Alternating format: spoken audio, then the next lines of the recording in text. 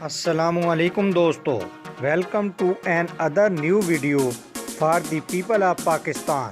قوم آزاد کشمیر کے لیے نہیں بلکہ مقبوضہ کشمیر کے لیے باہر نکلے۔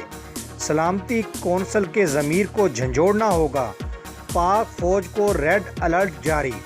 خبر کو تفصیل میں ڈسکس کرنے سے پہلے اگر آپ نے ہمارے چینل حقیقت کی دنیا کو سبسکرائب نہیں کیا تو برائے مہربانی سبسکرائب کر لیں۔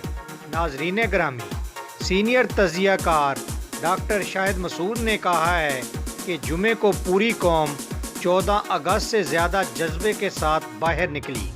یہ لوگ آزاد کشمیر کے لیے نہیں بلکہ مقبوضہ کشمیر کے لیے باہر نکلے۔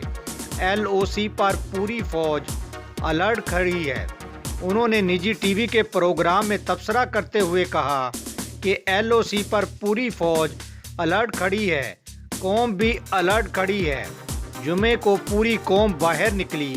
قوم 14 اگست سے زیادہ جذبے کے ساتھ باہر نکلی۔ عورتیں، بچے سب کشمیریوں سے اظہار یکجہتی کر رہے تھے۔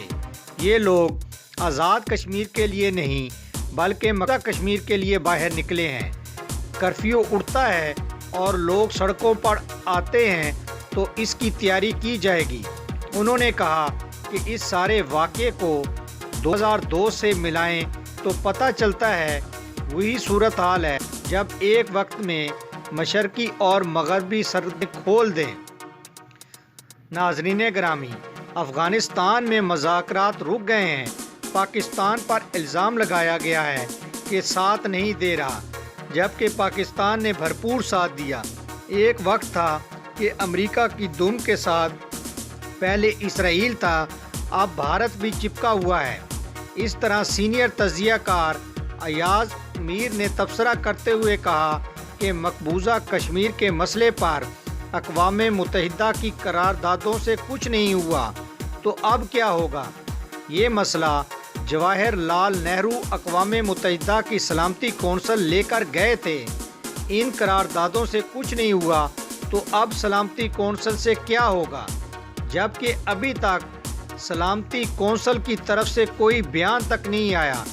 ہمیں سلامتی کونسل کے ضمیر کو جھنجھوڑنا ہوگا۔